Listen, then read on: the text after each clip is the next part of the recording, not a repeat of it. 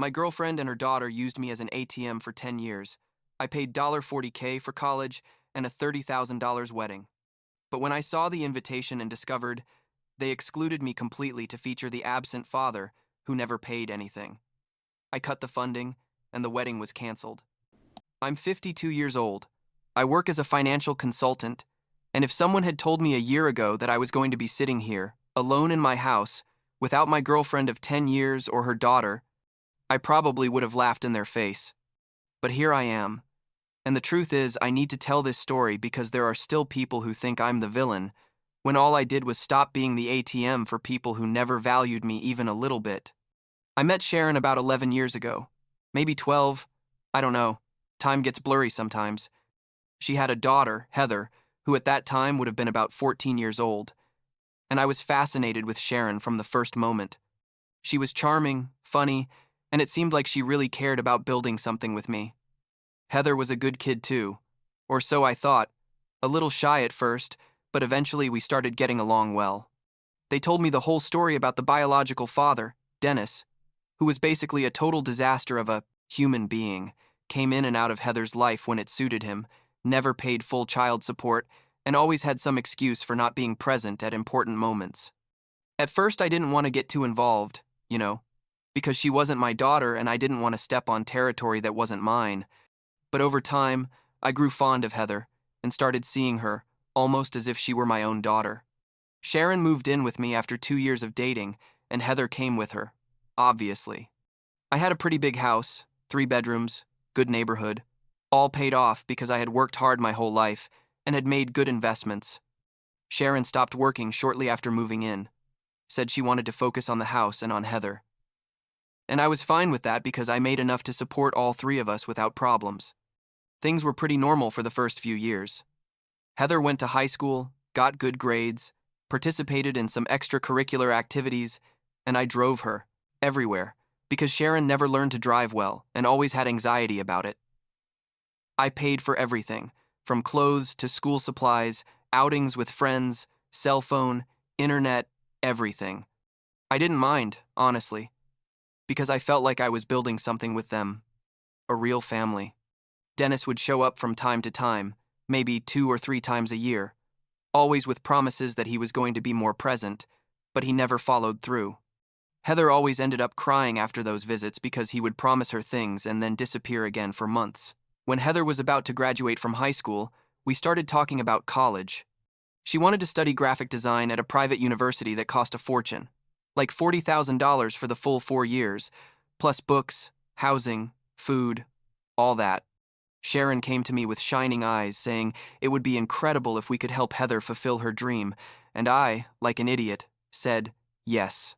I took money out of Not Must, my savings, sold some stocks, and paid for everything up front, so Heather wouldn't have to worry about student loans.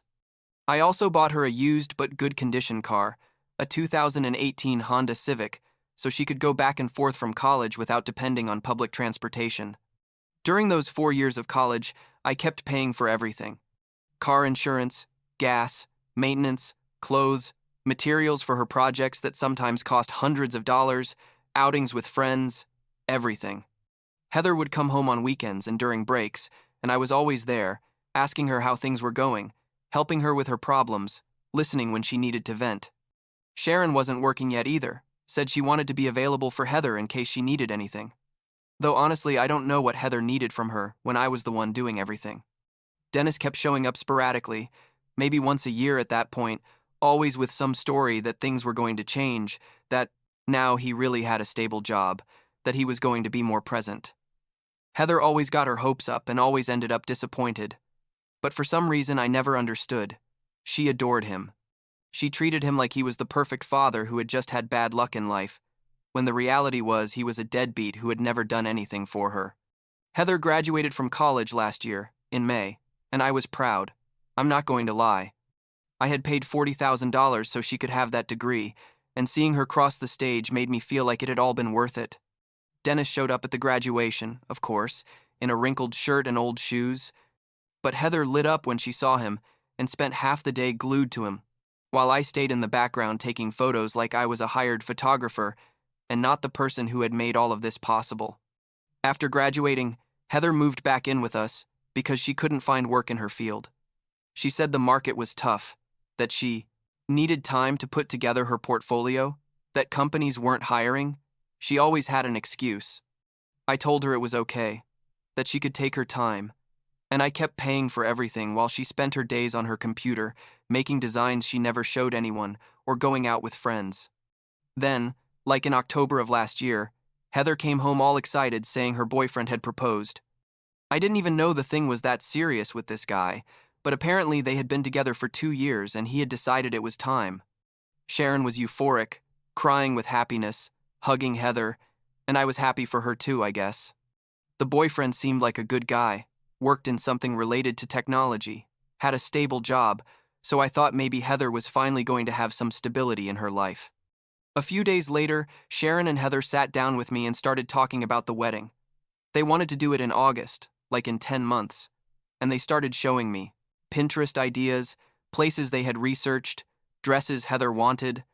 I listened and nodded, and at some point Sharon said, very casually, "Well, Edward, we know this is going to cost quite a bit, but we thought it would be wonderful if you could help us with the expenses." And I, again like an idiot, said yes. That of course I was going to pay for the wedding, because after 10 years with Sharon and everything I had done for Heather, I felt it was the right thing to do. They started planning like crazy. I mean, every weekend was a new outing to see places. Try food. Look at flowers. Try on dresses. I went to some of those outings, but most of the time I stayed home because frankly I wasn't very interested in all the wedding theater. Every time I asked how much everything was going to cost, Sharon said they were still calculating, not to worry, that it was going to be reasonable. Reasonable for them apparently meant something completely different from what it meant to me, like in February. I was in my office when it occurred to me that I should probably start inviting some people to the wedding. I have friends, colleagues, family, people who had been important in my life and who would probably expect to be invited. That night, during dinner, I told Sharon I needed a list of how many people I could invite. She and Heather looked at each other with a weird expression, and Sharon said the wedding was going to be about 250 people, but that most were already on the list because it was the groom's family. Heather's friends, some cousins, the typical stuff. I told her that was fine, but that I needed to invite at least 20 people, that it wasn't much considering I was paying for everything. Heather frowned and said she would see what she could do, but that the venue had a limit on people and they were already almost at capacity. I didn't give it much thought at that moment. I figured they would make room for my guests. It was obvious, right? A few weeks went by, and I hadn't received any confirmation about my guests, so I started asking again. Sharon always had some excuse, that they were reorganizing the list, that the venue had changed the limit on people, that they needed to confirm some details. I was starting to get frustrated, but I tried to be patient because I knew planning a wedding was stressful, and I didn't want to add pressure. Then March came, and one day I was having lunch with my friend Adam, who is someone I've worked with for years and with whom I have a pretty close friendship. We were talking about random things when he mentioned he had received something in the mail related to Heather's wedding. I lit up and told him I was glad he had received the invitation, and he looked at me confused and said, "It wasn't an invitation, it was a wedding announcement. You know, those cards they send to inform that someone is getting married, but without actually inviting the person." I froze. I asked him if he was sure, and he took out his phone and showed me a picture of the card. Sure enough, it was an announcement, not an invitation. It said something like, "Sharon and Dennis are pleased to announce the marriage of their daughter Heather with the date and everything," but there was no detail about the ceremony or reception, nothing indicating the person was invited. When I saw that, specifically the names Sharon and Dennis, I felt like I had been kicked in the stomach. My name wasn't there. Me, who had paid for every damn cent of the last 10 years of Heather's life, didn't appear on her wedding announcement. But Dennis, the absent father who hadn't contributed anything, was there, in first place even. I tried to stay calm during the rest of lunch with Adam, but inside I was boiling. When I got home that night, I found Sharon in the living room, watching TV. I sat next to her and asked her, very calmly, if I could see the wedding announcement. She got a little nervous, but went to her room and came back with one of the cards. I looked at it and sure enough, There were Sharon and Dennis's names, but not mine. I asked her why my name wasn't on the announcement. Sharon sighed and said Heather had insisted they had to put her biological father's name because it was tradition and that I shouldn't take it personally, that it didn't mean anything. I told her it seemed like a huge disrespect, considering everything I had done for Heather, and she said she understood my point but that she couldn't change the cards because they had already sent them all out. Then I asked her about my 20 guests. Sharon bit her lip and said they had to make some cuts to the guest list because the venue was smaller than they thought, and that unfortunately my guests hadn't made the final list. I asked her how many guests I had then, and she said none, that it was just going to be me, obviously, but they hadn't been able to make room for more. I couldn't believe it. I told her how was it possible that at a wedding of 250 people, there was no room for 20 of my guests when I was paying for everything. Sharon got defensive and said most of the guests were family and close friends of Heather and the groom, and that unfortunately my contacts weren't that important to them. I told her that was completely unacceptable, and she said if I was going to be like that, maybe it was better if I didn't go to the wedding at all. I stayed quiet after that because I knew if I kept talking, I was going to say things I would regret. I spent the next few days processing everything, feeling like an idiot for having been so generous with people who clearly didn't value me. But I still had a little hope that maybe things would get better, that maybe Heather would realize how unfair all of this was. Then April came, and one night we were invited to dinner at the groom's parents' house. It was the first time I was going to meet them formally, although I had seen the groom several times before. The mother, Carolyn, seemed like a very traditional lady, one of those who worry a lot about appearances and family traditions. Dinner was awkward from the start, with forced conversations about the weather and work, but everything got worse when dessert came. Carolyn started talking about the wedding, saying how excited she was, and at some point asked who was going to walk Heather down the aisle. Heather lit up and said, very proudly, that her father Dennis was going to do it. I almost choked on the piece of cake I had in my mouth. Sharon looked at me with a panicked expression, as if she knew things were about to explode. I asked Heather when she had decided that. She said it had always been the plan, that Dennis was her father, and that it was important to her that he be there at that moment.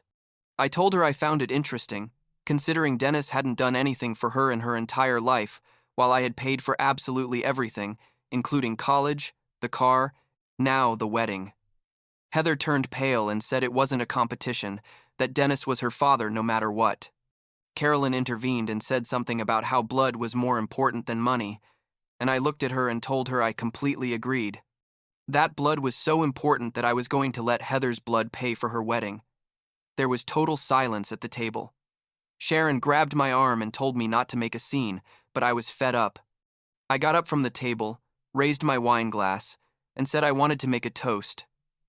Everyone looked at me expectantly, probably thinking I was going to say something nice and emotional. I said something like, I want to toast to Heather and her future husband, and I also want to take this opportunity to announce that I have decided I'm no longer going to pay for this wedding. That I'm sure Dennis, being the wonderful father that he is, will be delighted to contribute. And if not, well, they'll have to find another way to finance it, because I'm done being the bank. Heather started crying.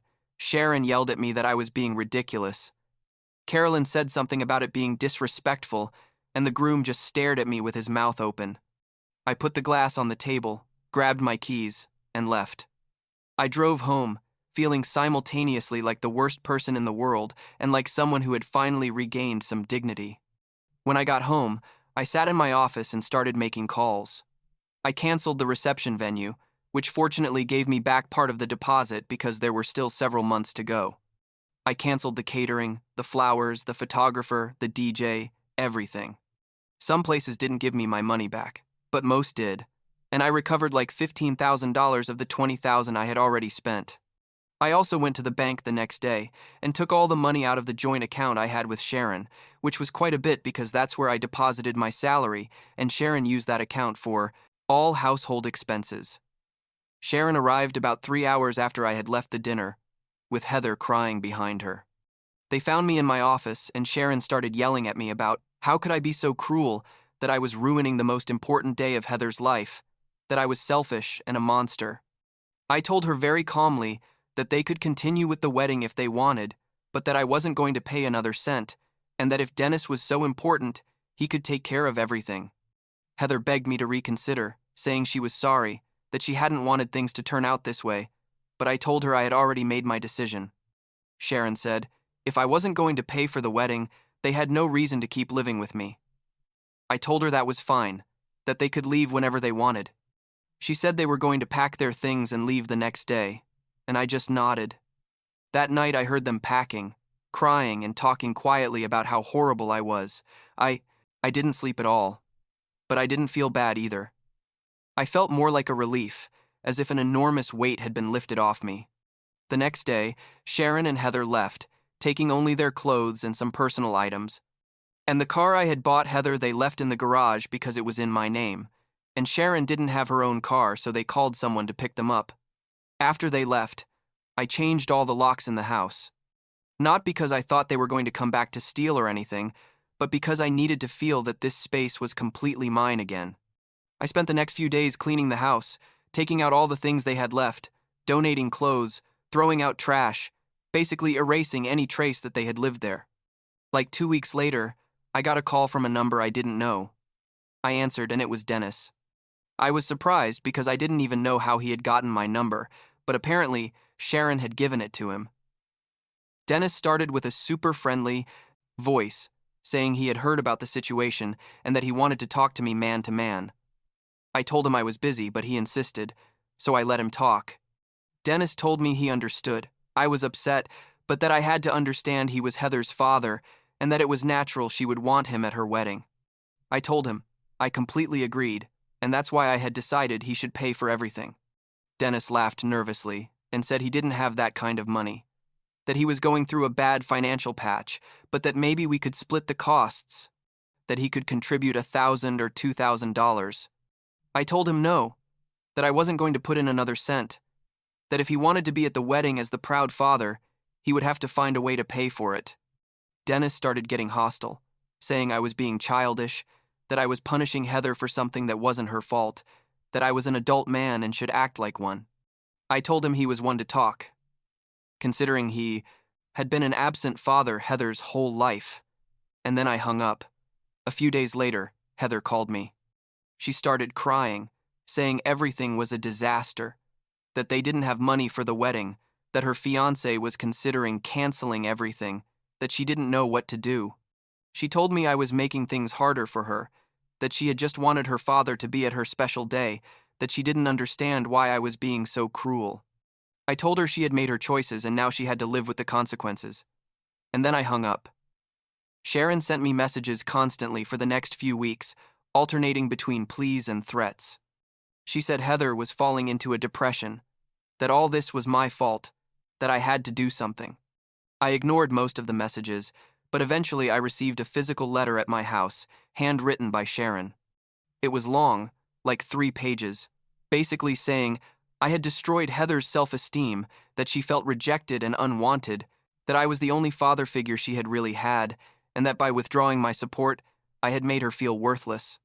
The letter made me feel bad for about 5 minutes, but then I remembered that Heather was the one who had decided to exclude me from her wedding, who had chosen to put Dennis's name instead of mine, who hadn't made any room for my guests. If she felt unwanted now, it was because of her own actions, not mine. Like at the end of June, Adam contacted me and told me he had heard through Rose, who was a friend of Sharon's who also knew Adam through some work connection, that Heather's wedding had been canceled. Apparently, they hadn't been able to raise the money needed to do everything they had planned, and the groom had decided it was better to postpone everything until they had more financial stability. Adam asked me if I knew, and I told him no, that I hadn't talked to Sharon or Heather in weeks. I'm not going to lie.